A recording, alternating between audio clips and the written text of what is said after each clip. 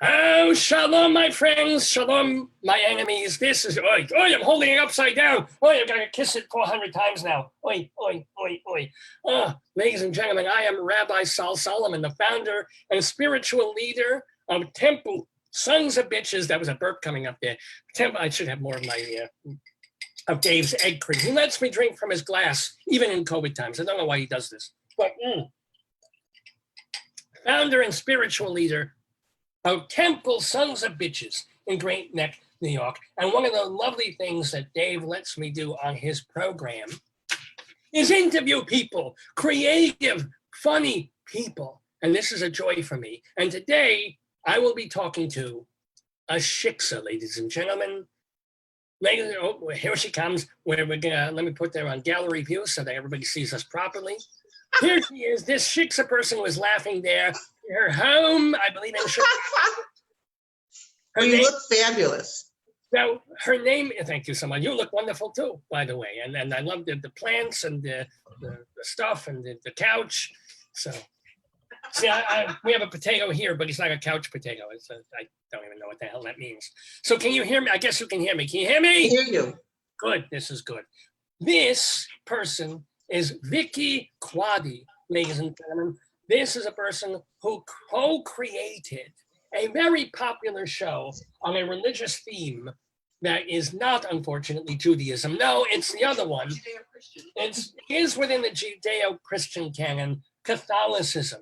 And just as a goof, and I'm sure she will tell us the beginnings of this as a late night show, they created Late Night Catechism about a nun, not a Christopher Durangi sort of vicious nun, and not even the silly nuns necessarily of nonsense. This is a nun who is just telling everybody about the lives of the saints and recreating the Catholic school and nun atmosphere. And this little tiny late night goof of a show just grew and grew and grew, and then rolled away the rock and became one of the most popular of its kind of shows out there. And still, I think, continues to this day. But our guest who co-created this show has done other shows since, including the brand new one, Christmas Bingo Summer Edition. Because, you know, we're kind of like Crazy Eddie here. We're talking about Christmas in the middle of July. Do you even know what the hell Crazy Eddie was? Does that ring? Yes, sure. Really? He sold stuff. I mean, that was a very New Yorkie kind of a thing, but good for you knowing your culture. Darn good. Do you know what an egg cream is? Yes, I know what that is too. Well, tell me what's in an egg cream, ladies and gentlemen. Come on, Vicki. With an egg. No, there's no goddamn egg in it. You don't know what the hell an egg cream is. There's no egg in an egg cream. It's milk, it's seltzer, and chocolate syrup, and it's magnificent. It's a beautiful, beautiful thing. It's nobody makes them any longer, except for you. It's what we lived on in the desert for 40 years was these things, and manna, but mostly egg creams. So let me just say that a friend of the neighborhood, a critic named Mary Shen Barnage, who writes for a lot of Chicago places, and for TotalTheater.com, she wrote that Christmas Bingo Summer Edition is irreverent but never blasphemous, which is something nobody's ever said about my work. And no matter what your religion, you'll feel at home in the show, especially in its hilarious audience participation segment. So we are thrilled that participating in this Dave's Gone By episode with me, Rabbi Sal Solomon, is Vicki Quade. Shalom, Vicki. Thank you. You know, I do have to point out, Catholicism grew out of Judaism, right? So we are very close. We are very close. If it hadn't been that guy on the cross, what did Benny Hill say? Roses are red, violets are bluish. If it weren't for Jesus, we'd all be Jewish. Unfortunately, that son of a bitch, he ruined everything for us and gave us crusades. So let me ask you, how religious are you in regular life? You are a Catholic, I assume, but how Catholic are you?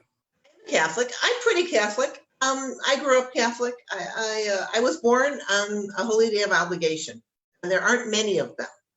A holy day of obligation? Yes, that means that an obligation day for a Jew. That's all we have is our goddamn obligations. What is a holy day? Holy day of obligation. So we have to go to mass. It was every Sunday. Then they bumped it up so you could make a Saturday mass and that qualified for your Sunday obligation.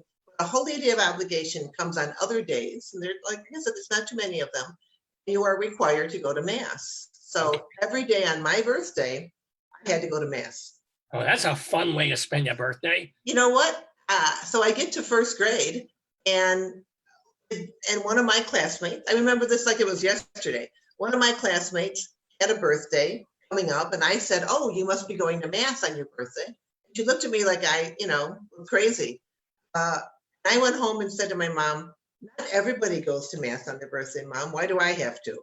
She said, "Well, it's a special day. We'll make it special for you. Now on your birthday, you get to pick Chinese food," because my mother loved Chinese food, so she kind of picked it for me. Oh, maybe she was Jewish, yeah. And a movie. We have a tiny bit. My DNA shows that I am 0.4% Jewish. That's enough for Hitler. Hitler would have killed you. That you're Jewish enough for him. So 0.4%. let me ask, in this, how often do you go to church? I don't go to services all that much, mostly because working in theater is kind of hard. It's hard to get to a service, but I certainly do. What theater do you have on Sunday mornings? Unless you do a Sunday matinee at 2 o'clock. Come on. You're just making an excuse. I'm busy.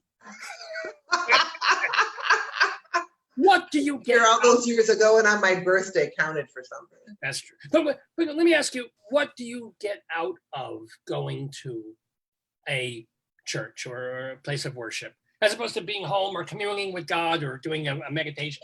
What do you get? It's a community. It's a way to connect with other people and stay connected. And I think there's a moral reason to go to services. But I think people get a lot out of it. They feel like they're part of something larger, part of a whole. Otherwise, people, I think, would be very lonely. And I think all services, all religion, serve that purpose. It gives people a sense that they belong to something else. I like that. That I like. I do agree with you on that. But I have to ask, and as a semi-modified structuralist orthodox person that I am, I'll ask you something that since you started, you and Mary Pat Donovan started Late Night Catechism quite a few years ago. What was it, 30 years ago now, just about? We're in our 28th year. 28th Mazel McGlick. It should go on forever. But what do you do in that persona, or creating that persona of the nun, when back then people would come to you and say, well, what do you say about the Catholic Church and the way it deals with gay people, or priests getting married, or abortion? I mean, how do you be funny and wiggle through those very difficult questions for a theater person who's going to be pretty left-wing? Absolutely. Well, I would always say, when it comes to gay rights, I would say God water. Yeah, I have my ruler. You got the ruler. She's got the, I love it. I love it. Okay, with my knuckles. I immediately got into sister mode. There we go. Hit him hard. Oh, damn it. Oh, this is my writing hand. I don't want to tell you what I do with this other hand, but continue. I know, yeah. I would say that God waters all of his flowers. And that was the metaphor for the fact that, God accepts the way you were created. God doesn't make a mistake. So how you are created is how you're created. There are some people, of course, who disagree with that. I don't disagree with that, and I don't think Sister the character disagrees with that. When it comes to priests being married, we would say, because there's a question and answer period in Late Night Catechism, and somebody would say, what do you think about a priest being allowed to marry? And we would say, only if they love each other very, very much. I know that always got a big laugh. Yes, I mean, it's sweet also. And then we would say, no, seriously, who would want them? I mean, they have a busy job. But they should be, priests should be able to get married just so they can be as miserable as the rest of us. I completely believe in this. But let me ask you, might as well get to the way that you and Mary Pat Donovan created. Was there like a party you just started talking about priests? And I read somewhere, might have been an interview, that weirdly enough, it began with a horrible story of a saint who was raped and died or stabbed to death. No, And you were talking no. about that, and then other saints came up and you started laughing. Is that true at all? I was not at this dinner party, but Mary Oh. Pat Donovan tells the story that she was at a dinner party. She told the story of St. Lawrence. St. Lawrence was put on a spit. He was tortured. He was put on a spit over coals, and he refused to renounce his beliefs. And he very snarkily said, "I'm done on this side. Turn me over." So she told that story, and the people who were at that dinner thought that she should create a show where she talked about the lives of the saints. And so she called a bunch of her friends and said, "I want everyone to research a saint." Her idea was to do a stand-up comedy routine where she would talk about the lives of the saints. And I have to tell you, I found that little story to be interesting. I find the saint stories interesting. I didn't think it was a theater piece, more like a, presentation or a TED talk, but there was something about all of us talking, just chatting about our growing up Catholic and the schools. And I thought, this is the play. The play is our common Catholic background. And so Mary Pat contacted me and said, "I'm in trouble." She had this stand-up comedy routine date for July, and it turned out they bumped it to May.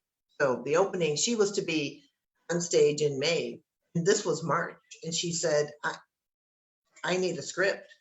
I said, "I can't work in a committee. I'm not a committee person. I have my own ideas. I want to create something." And I told her what my idea was, and I worked on that play. So that's what ultimately became Late Night Catechism. It was taking all the stories of growing up Catholic, remembrances of the nuns, lots of research because I went to the library all the time, and I wrote the script in 3 weeks. But I mean, she knew to contact you because I guess you were already a theater person. We were already friends. Well, friends, but what made her think that you were a creative, playwrighty, writerly kind? What were you doing at that point before then? Well, actually, she and I both love Star Trek, and she wanted to write a spec script for Star Trek.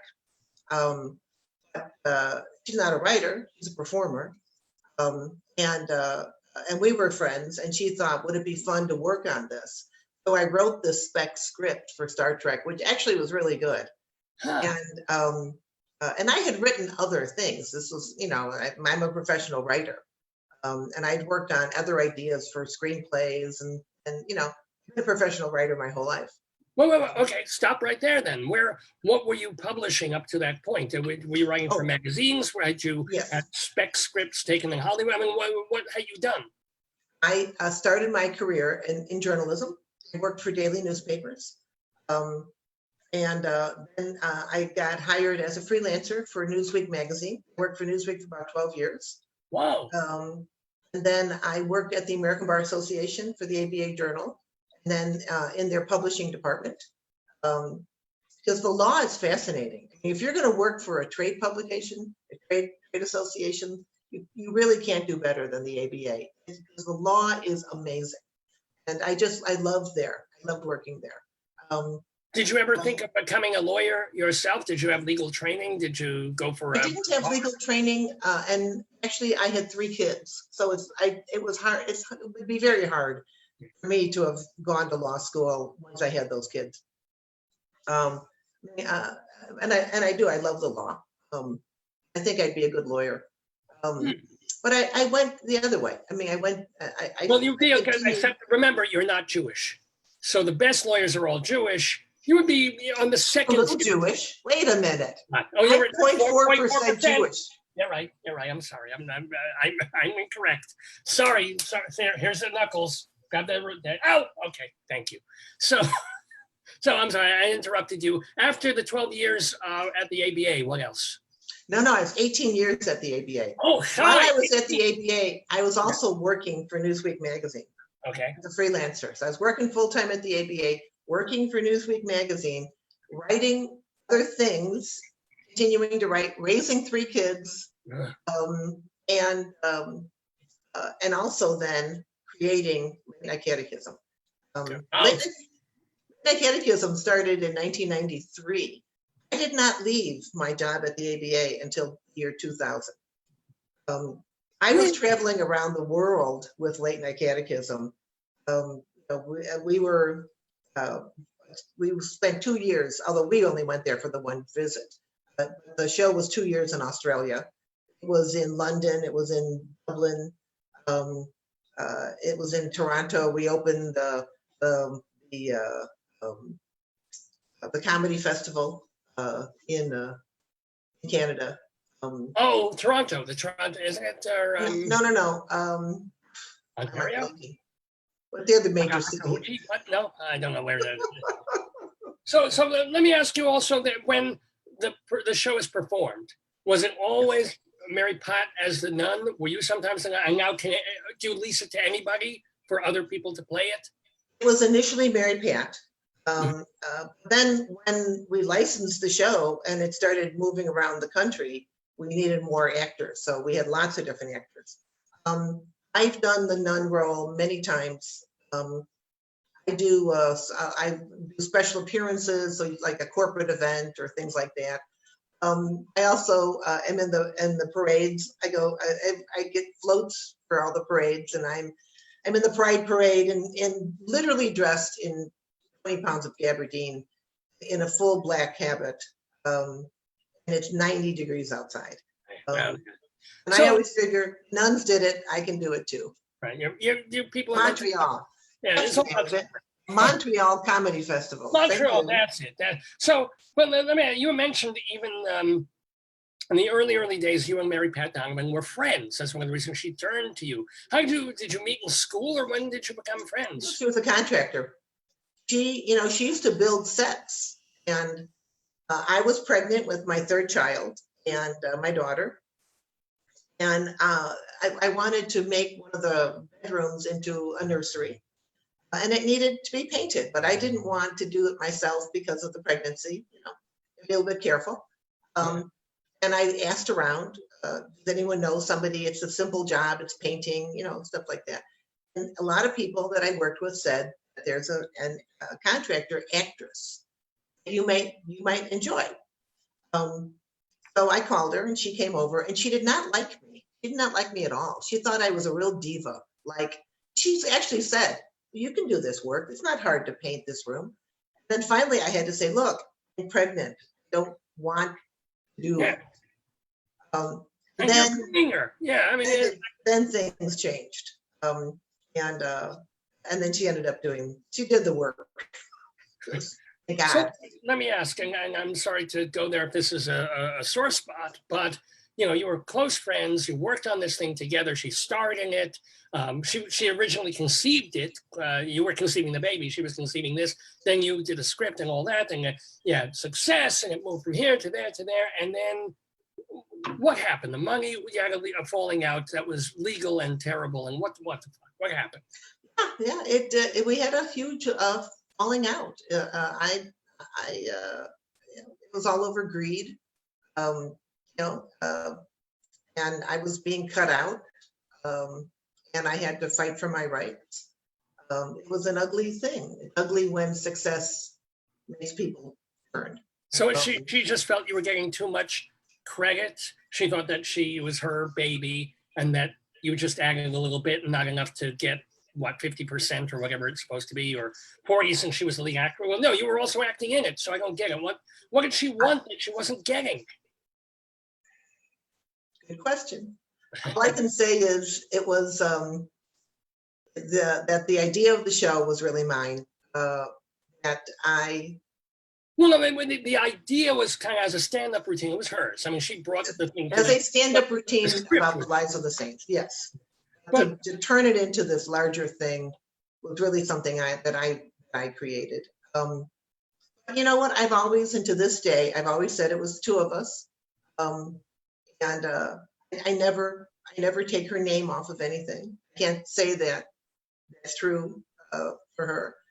And I don't know. I don't know what happened. in her mind. I don't know. All I know is that I had to fight for my rights, and I ended up winning. Well, you won. You got, well, your name has to be always linked with the show, which is absolutely reasonable. I take it it will always be like this for the two of you. You never like made up or anything like that. That's not going to happen. So if there's like a 40th anniversary of Catechism or the 30th coming up in 2 years, not going to be no. I don't know. I mean, it would be nice, wouldn't it? But I don't. Well, would you forgive? I mean, you would have to be. Yeah. You know what? I think life is short. I think it's always something that you have to consider trying to mend things. I just don't know if it's possible. And I have not really pursued it. Now, if she repents and says, "Our Father, Hail Mary," 100 times, maybe then, because Maybe. right. Well, so here's the deal. You have written other things and other Catholic-y kind of things. So what was your first project, Catholic-wise, post late night? Because that's the thing. As a Jew, and I write plays, and I've written comedy things and stuff like that. So it's this never-ending, bottomless well that I can always go. What am I going to go? Oh, something Jewish, something ridiculous. Oh, now I've got 2 hours of writing to do. So once you start digging in that well of Catholicism and the saints, it's always something, right? So you've done, even before Christmas Bingo, what? Oh yeah, Christmas Bingo is way down. About every 2 years, I started creating new shows. So I have a show called Put the Nuns in Charge, which is a sister character talking about the 7 deadly sins of bad behavior. I went 2 years later. 5 of them just in this half hour. Okay, yes. Oh, Lord knows, yes. I did a show called Sunday School Cinema, where I looked at movies through the lens of a Catholic nun, which is really funny. I love that show, actually, because I love movies. I did a show called Saints and Sinners, which is a calendar of famous saints and notorious sinners. So we're here today to do a fundraiser, and we're going to do a calendar and talk about the saints and sinners, and then the audience gets to vote. It's just fun and wacky and silly. Yeah. Did any of these move past Chicago? I mean, because late night has been everywhere, all over the world. Did any of them move past, say, off loop? Jerry said hi, Vicki. Oh, someone named Jerry says hi, Vicki. Someone was watching the show right now. Hi, Vicki. Jerry. Hi, Jerry. Okay. I know Jerry. Jerry is great. She's wonderful. Yes. Oh, is it Jerry with a G? Jerry with a G. Cool. So I'm sorry. Did any of these move? I mean, none of them had the exponential success of Catechism, but did any go try off Broadway in New York or California or what? Oh my goodness. A lot of my shows have been in theaters. Yes. I do a line of bingo shows, starting with Bible bingo, and I have the Christmas bingo that you mentioned. Now have a Holy Ghost bingo, which is a Halloween themed. But I was doing Easter Bunny bingo when the pandemic hit. So those, I mean, the shows have done theaters. I actually go Arts Midwest conference every year and represent my shows to different presenters. Right. And I end up getting bookings a lot.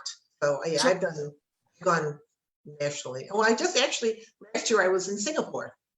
Whoa! Singapore with which show? With what? I did Bible bingo in Singapore. How did it go down? Huge. It was great. They could not. They were putting extra chairs into the performance room. It was a 250-seat house with a beautiful stage. I had an opening act, a local comic who did an opening act. He was wonderful. And in English, I mean, everybody was speaking English, yeah? They all speak English, yes, of course. They were pushing chairs in. And then when they added a second show the next day. And it also did well. So I did that. How do you promote your stuff? I mean, do you have a manager? How do you tell people, hey, I've got a new show, in Chicago? I guess you've got a following at this point. I have a We're following. doing something at Yes. Victory. I don't know if is there still a Victory Gardens or organic? Yes. Yeah. Not the organic, but there is Victory Gardens. Okay. Still So here. where does Christmas bingo? Well, it's playing from home, isn't it? My home theater in Chicago is the Royal George Theater, Right. Yeah. and it's kitty corner from Steppenwolf. So it's in a Okay. really great neighborhood. That's where I've been for 20 years. So the Royal George, see, it sounds like it's such a huge play. Was it 200 seats or how many when you do a The gig? Royal George has 4 performance spaces, and I'm in one of them. Yeah. So I'm in I guess the third one has about 110 seats, which is perfect. And then I do shows every weekend. We do a Friday, Saturday, 2 shows Saturday, Sunday schedule. Well, you're saying present tense. So when you're doing Christmas bingo, are you physically going to the Royal George and then zooming from there? Is that the deal? Or what? No, not right now. The theater is closed. Everything in Chicago is closed, of course. Yeah. We're hoping to reopen. The issue, and you talked about that, the issue is that we can only do 25% up to 50 seats. So Yeah. mine's until there's a vaccine, until they open up the city completely. So right now, when we reopen, I can do 25 seats. 20. So what we're going to be doing is we're going to sell those 25 seats, and then we're going to be doing a live feed, and we'll sell tickets to the live feed, so that we can get back up to the 100 seats. Yeah. Wow. I mean, it's just 25. Even if you're selling, I mean, you're doing it for love at this point. Thank God you That's had it. publication That's money. You're living on. Well, also you must be living on royalties since you worked out a thing on catechism. So whenever that's done, you get a check, yeah, or were you paid to walk away? No. I will still make money. Then I have my own shows. You know, I have the shows that I book. And you know, the thing is, I knew that I had video tapes of performances. So this past week, I've been looking for them here because I hadn't carefully filed them, and then I had to remember where I carefully filed them.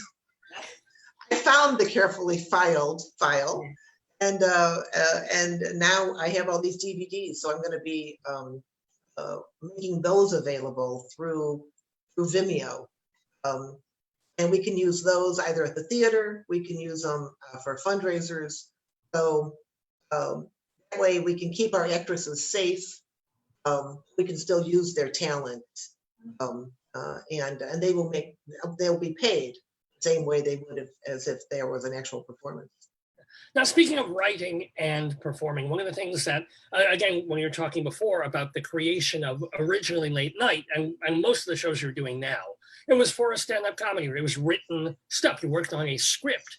At what point did audience interaction become a really important part of the show? Was that early on or just like? Very early on. Yeah. Very, very early on. Really from the get-go. Because audiences, in many ways, shows allowed people to, number one, vent, so that when it came time to ask a question, they might talk about how they were whacked by a ruler when they were in 3rd grade. Gave them exactly. It gave them a chance to ask questions that they were confused about. They don't understand the concept of the Trinity. They sort of went back to their Catholic education or their religious education, and it was really great. It was really interesting to see the questions. Bingo shows, however, have an audience. It is Christian, Baptist, Catholic, Lutheran, Presbyterian, Jewish, Muslim. It is an amazing array of people who come for bingo. Well, we all love bingo, right? Yeah. Everyone loves bingo, and so I get a lot of different kind of interaction in those shows. And as a performer, it's thrilling. It's really thrilling because you never know what you're going to get. That's why I want to go with this, because do you have one or two of the very best audience interaction moments that you've ever had? And also like some of the, did anybody die on you? Did anybody vomit on you? What are some of the best and worst audience interactions from either the bingo shows or the catechism or anything in between? Oh God, I have a really poignant one. Yeah. I drove in a terrible snowstorm up to Wisconsin. I was hired to do one of my bingo shows. And it was movie bingo, which I took Sunday school cinema, altered it, updated it, and turned it into a bingo show. And I get to this town, Ladysmith, Wisconsin. It is cold. The high school, it was a high school auditorium. They hired me to do it was filled with people, packed. I get there, and about the third row in front of me is a woman, I'd say in her 30s. She looks like she hasn't washed her hair in a bit. It's a little straggly. She has a little boy with her who's about 10 years old. He's laughing like crazy, and she's enjoying the show.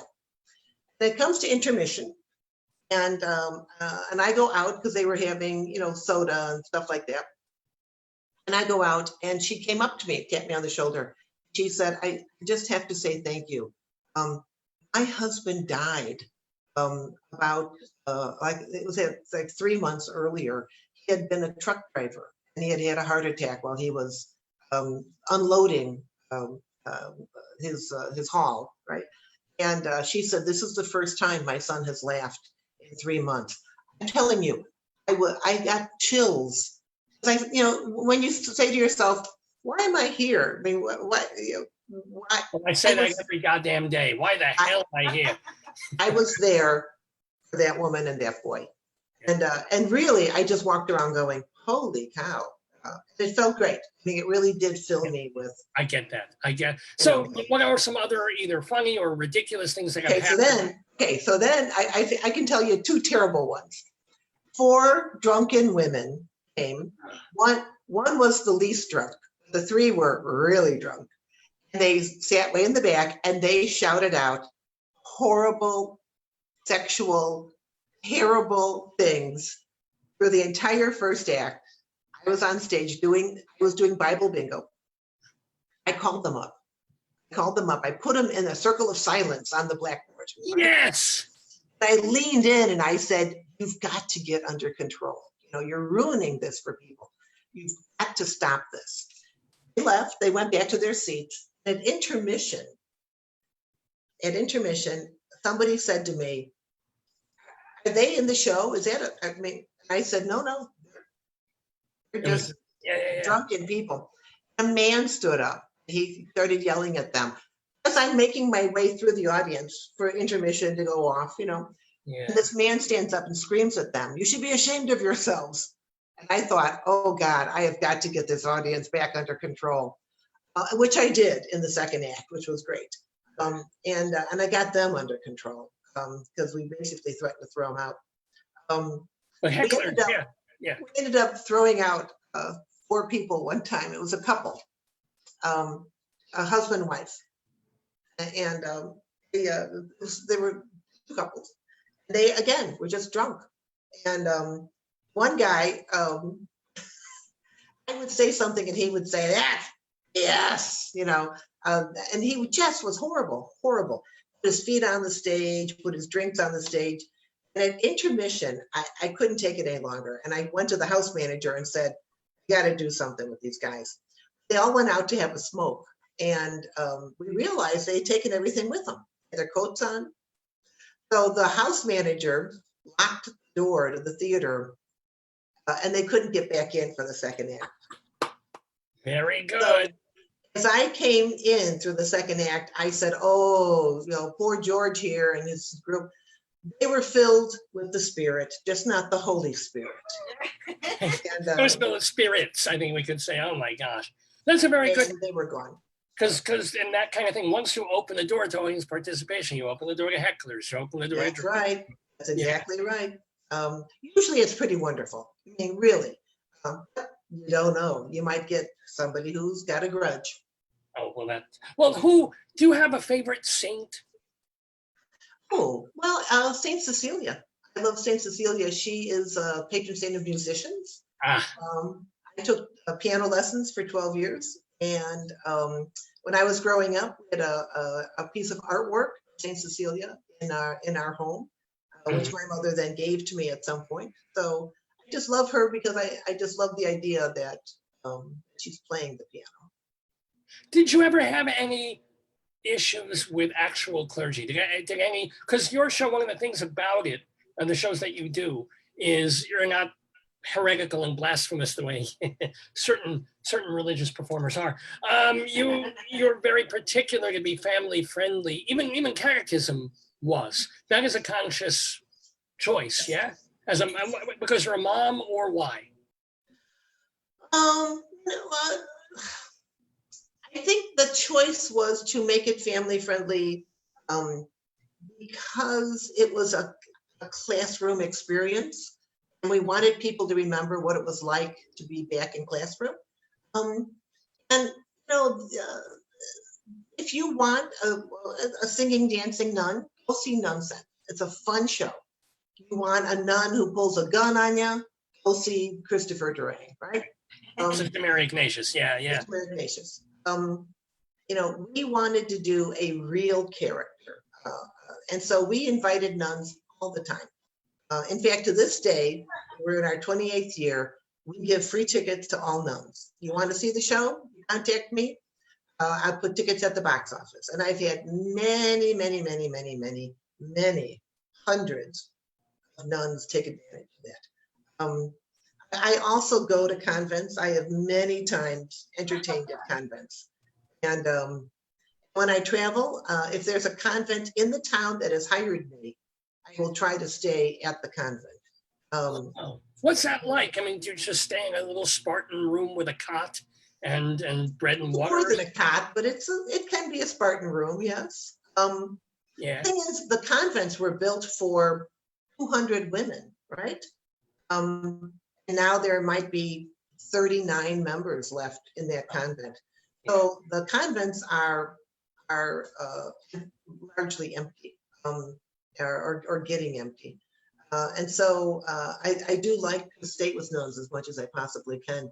And it's great. Nuns are smart. Number one, they're highly educated. Sure. They tend to be fairly liberal, so it fits me. Even if they're not, I'm like, well, I'm more liberal than you are, but that's fine. I don't know. Everyone, we're made up of all sorts of people. Well, let me ask you a question, because we're talking about marriage and LGBT and all these things. You said back in the day there'd be 200 nuns in a convent. Now there's maybe 39 that people aren't becoming nuns. What would be your suggestion to get women interested in that life? Like, would it involve loosening restrictions on dating or marriage, or would it be other things? What would get people, wanting to be nuns again? It isn't a suggestion or to say to a young woman, you should think about becoming a nun. It really is that person's choice. It really is. And the nuns are smart enough to know that. They do not want to have people coming into the order, their order, who's going to be gone. I'll try it out for a year or two, and then I'm going to leave. So they really question the young women who come to them. I have to tell you, it has happened so many times. I have been performing. At the end of the performance, we do a collection for retired nuns. And I will be in the back of the theater or back of the auditorium with a basket, and a young woman will come up and say, "Could I talk to you?" And we'll say, "I'm kind of interested in being a nun. How do I go about?" I'll give her advice and direct her to different websites. That is not a common thing, but it is not necessarily an uncommon thing. But even so, if there's still a major attrition in people wanting to go into that business, if you will. So I'd just be curious as to what would make the difference. It's a really good question, and it's a legitimate concern.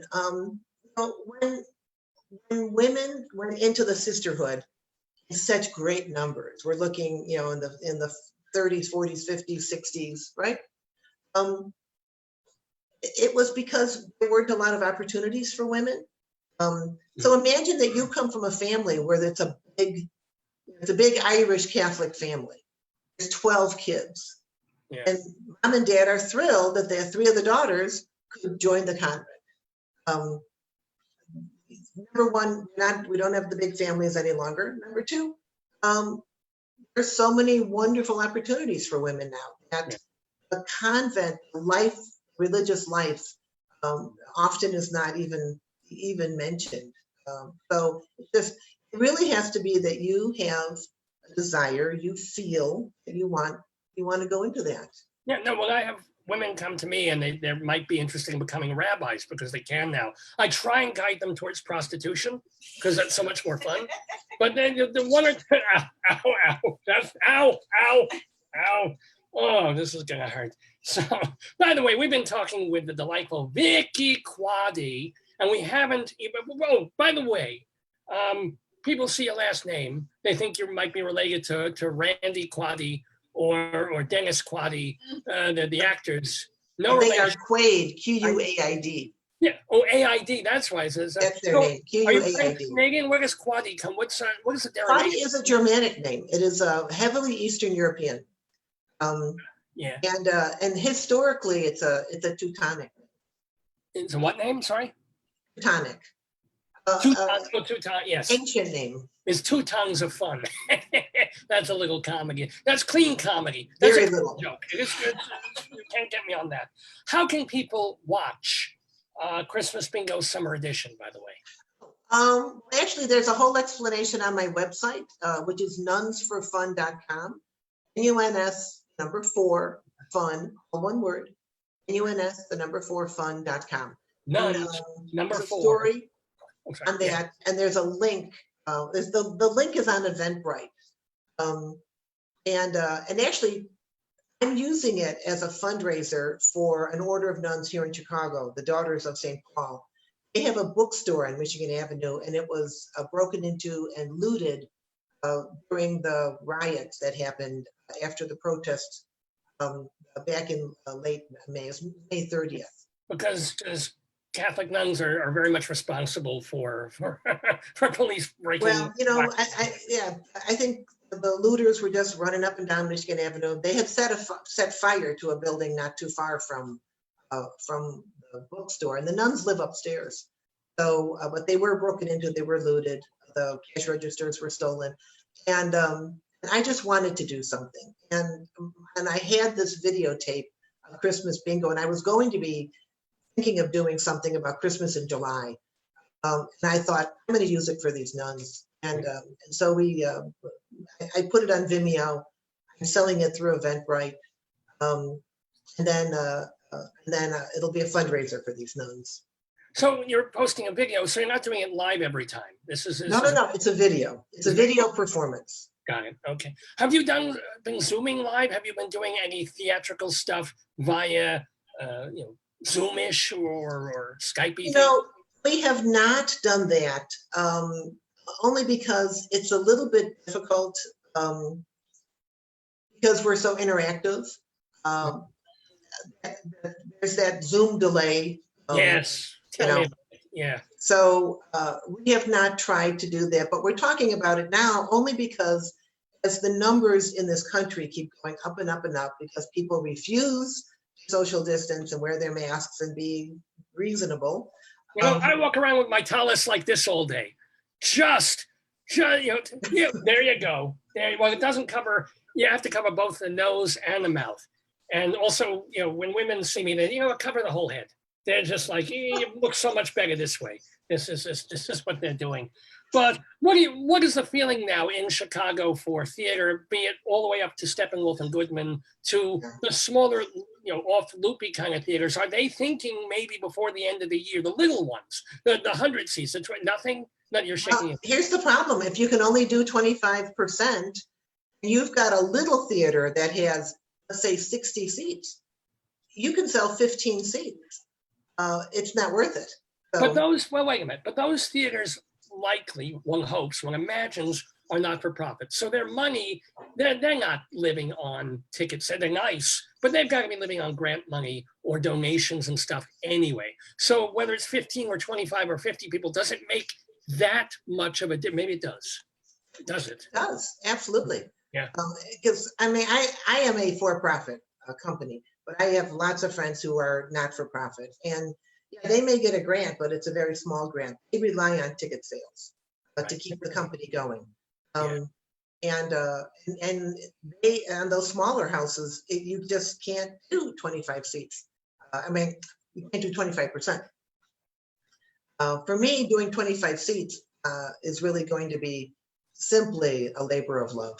Exactly. Yeah. Can I ask you? Yeah, I'm sorry. You're and we're going to be doing, hopefully we're going to be doing the live feed tickets as well. Well, let me ask, you must have a lot of friends in the theater community. What can they do? Are they taking other jobs? Are they just waiting it out? Are they moving back in with their parents? I don't know what that's like. What are they getting through? Because they know now it's not like, oh, summertime, Memorial Day. No, it's not going to be Labor Day. What are they doing? Well, I think unemployment, it has, they've filed for unemployment compensation. And luckily, there's that extra $600 a week that I know a lot of people are living on. That dries up at the end of July. That's gonna be the question. What happens when unemployment does not cover your rent? The bars are starting to close down again. Restaurants. Yesterday, I had to run an errand, and my son is here with me. One of my sons is here with me, and I wanted to stop at this restaurant and get us some sandwiches. I ordered in advance, and when I drove there were 2 people sitting outside. That was it. People are not.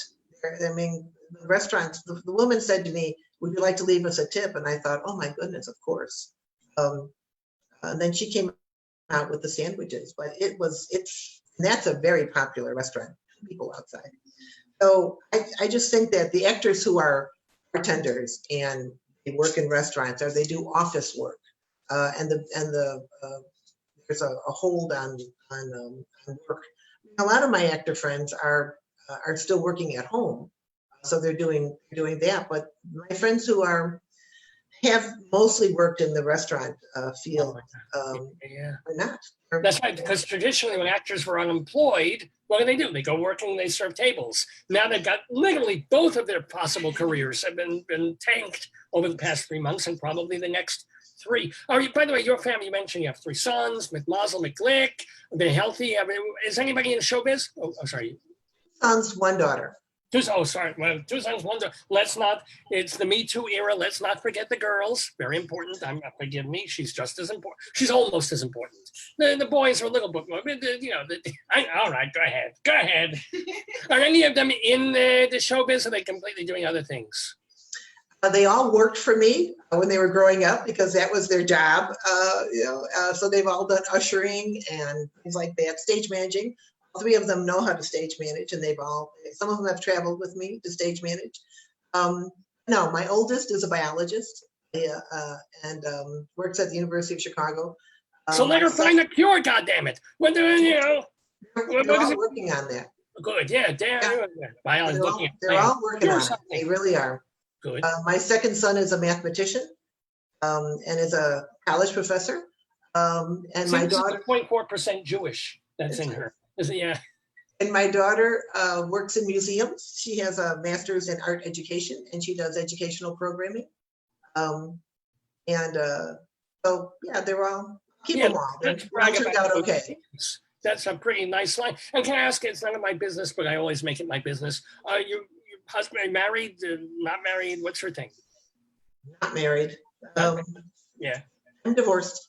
Oh, okay. This is fine. Well, wait. Was that a problem for you being a Catholic, or was it just like? No, it was just a problem for me being a human being. But you know what? I raised those 3 kids, and my ex lives only 4 blocks away, and we've done a really, really excellent job of working together to raise those kids. So, it is what it is. Well, we have done a really excellent job here in choosing Vicki Quade to talk to here on Dave's Gone By with me, Rabbi Saul Solomon. I want to remind everybody that make a donation to, what is that order that you're doing the benefit The for? Daughters of St. Paul. And there's a donation link on nunsforfun.com. Nunsforfun.com is the place to go. Click the link, watch the show, but also be generous and throw some money to those nuns, because it's not fair what happened to them. It's certainly not. It's not fair what's happening to everybody in this world. But sometimes we get a little ray of light, a glimmer of sunshine, if you will, by having someone so delightful to talk to, Vicki Quade. It just goes for me to wish you more successful shows, more comedy, more great audience interaction, more nuns having fun, basically. That's right, exactly. Thank you so much. This has been wonderful. Thank you. Likewise, and shalom to you. Bye-bye now. I think I need you to leave, or I've got to leave you or something. I think well, I can leave.